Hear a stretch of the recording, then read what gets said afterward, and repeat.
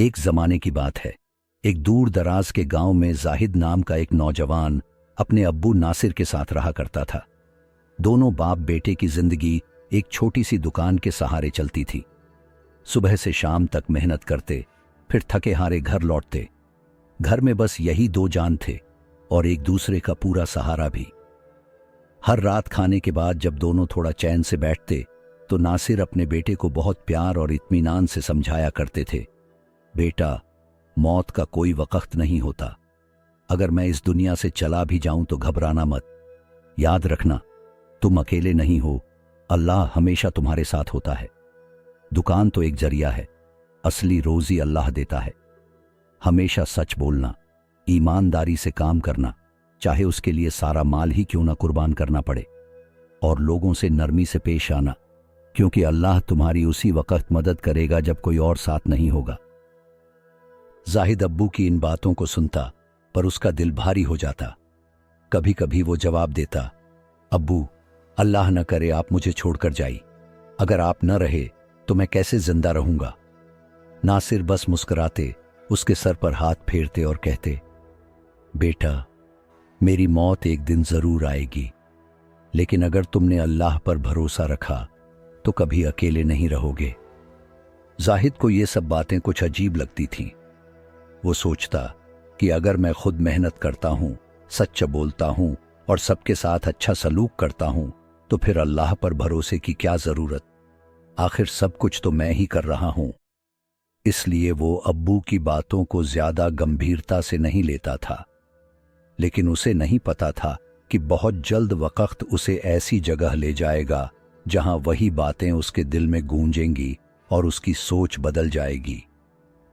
वक्त गुजरता गया और फिर वो दिन आ ही गया। नासिर का इंतकाल हो गया। अब जाहिद पूरी तरह अकेला रह गया। जब दुकान पर जाता तो हर चीज अब्बू की याद दिलाती, और जब घर लौटता तो घर की दीवारें भी खामोश होकर जैसे उसे घूरती। तन्हाई उसका पीछा नहीं छोड़ती थी। अब जो बातें पहले सिर्फ सुनने में आती थीं, वो अब उसके दिल में उतरने लगी। जाहिद ने खुद को काम में बहुत मशगूल कर लिया, लेकिन दिल की तन्हाई खत्म नहीं हुई। कुछ ही दिन बाद उसे दुकान के लिए माल खरीदने दूसरे शहर जाना पड़ा। वहीं से सस्ता माल लाकर वो ज्यादा मुनाफा कमा सकता था।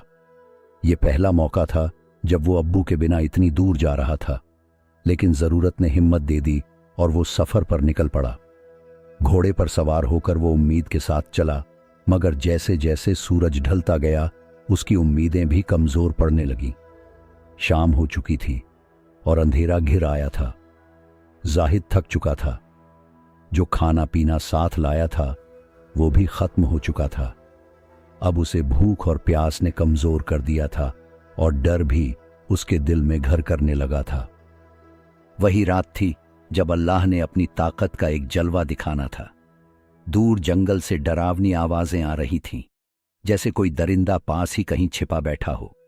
घोड़ा भी बेचैन था और उसके कदम लड़खड़ाने लगे थे। जाहिद ने चारों तरफ देखा, लेकिन सिर्फ अंधेरा ही अंधेरा था।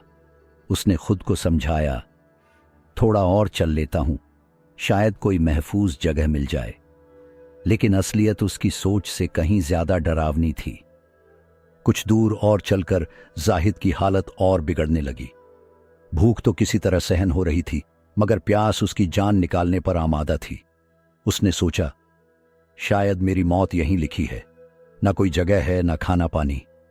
अब घोड़े को तेज भगाया, लेकिन थोड़ी दूर जाकर घोड़ा रुक गया। अंधेरे में अब सफर करना मुश्किल हो गया था। जाहिद भी जमीन पर बैठ गया, लेकिन प्यास की वजह से नींद भी नहीं आ रही थी। उसी वक्त उसे अपने अब्बू की बात याद आई। बेटा, अल्लाह पर यकीन रखना, वो तुम्हें वहां भी मिलेगा जहां कोई नहीं होगा। यही सोचकर जाहिद ने पहली बार दिल से दुआ मांगी, या अल्लाह, अगर मेरे अब्बू की बात सच्ची थी तो इस वीराने में मेरे लिए कोई रास्ता बना दे। मुझे भूख और प्यास ने तोड़ दिया है।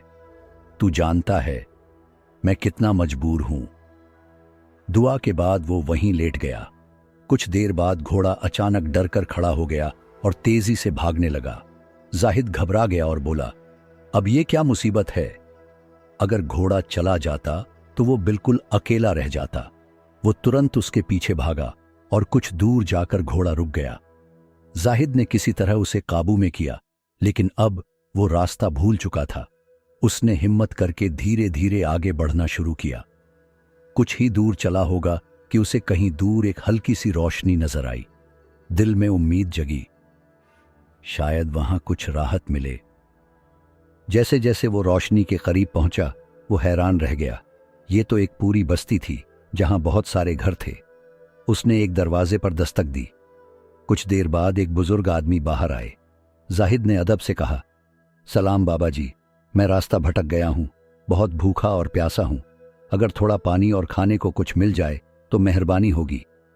बाबा जी ने प्यार से मुस्कुराकर कहा, बेटा, तुम अल्लाह के मेहमान हो, हमारे नहीं। आओ, अंदर आओ, अल्लाह का दिया सब कुछ है। उनकी नरमी और मोहब्बत से जाहिद की आंखें भर आईं। बाबा जी ने उसे खाना दिया, गर्म रोटी, सब्जी और ठंडा पानी।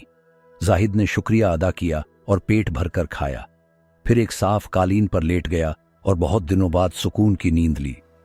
सुबह जब उसकी आंख खुली, उसने बाबा जी से अलविदा कहने की तैयारी की। बाबा जी ने पूछा, बेटा, यहां कैसे आना हुआ? जाहिद ने पूरी बात बताई। अब्बू की नसीहतें, तन्हाई, सफर, भूख प्यास, दुआ और फिर घोड़े का अचानक भागना। बाबा जी मुस्कुराए और बोले, बेटा, तुम्हें अपने अब्बू की बात याद है ना? अल्लाह तुम्हारे साथ होगा वहां भी जहां कोई नहीं होगा। आज तुमने खुद देख लिया, ये अल्लाह ही था जिसने घोड़े को डराया ताकि तुम रास्ता भूल जाओ और यहां आ जाओ। ये बस्ती तुम्हारे रास्ते में नहीं थी, अल्लाह ने खुद तुम्हें यहां भेजा ताकि तुम्हें ये यकीन आ जाए कि वो तुम्हें कभी अकेला नहीं छोड़ता। जाहिद की आंखों से आंसू बहने लगे, लेकिन अब ये आंसू कमजोरी के नहीं थे, ये ईमान के आंसू थे। अब उसने दिल से अल्लाह पर यकीन करना शुरू कर दिया। वो वापस अपने गांव लौटा, मगर अब वो वही जाहिद नहीं था। अब वो हर मुश्किल में सब्र करता, हर अच्छे काम से पहले अल्लाह से दुआ करता और लोगों से नरमी से पेश आता। उसकी दुकान भी पहले से ज्यादा चलने लगी थी और लोग भी उससे खुश रहने लगे थे। जाहिद ने सीख लिया था कि मेहनत के साथ साथ अल्लाह पर भरोसा भी जरूरी है। कुछ दिन बाद जाहिद की दुकान पर एक फकीर आया। फकीर ने कहा, बेटा, कुछ खाने को दे दो, बहुत भूखा हूं। जाहिद ने फौरन अपनी दुकान बंद की। फकीर को अपने घर ले गया, उसे खाना खिलाया, पानी पिलाया और नरमी से कहा, बाबा जी, आप हमारे मेहमान नहीं, अल्लाह के मेहमान हैं। फकीर ने हैरानी से जाहिद को देखा, फिर मुस्कुराकर दुआ दी, बेटा, तुम्हारा दिल बहुत खूबसूरत है, अल्लाह तुम्हें बहुत कामयाबी देगा। जाहिद ने दिल में सोचा, जिस तरह उस दिन बाबा जी ने मेरी मदद की थी, वैसे ही आज मैंने इस फकीर की मदद की। वो दिन जब वो जंगल में अकेला था, उसे हमेशा याद रहा। अब वो जान चुका था कि अल्लाह सिर्फ मस्जिद में नहीं होता, वो तो हर जगह होता है, खासकर उस वक्त जब हम बिल्कुल अकेले होते हैं। जाहिद के अब्बू की बातें अब उसके दिल में उतर चुकी थीं।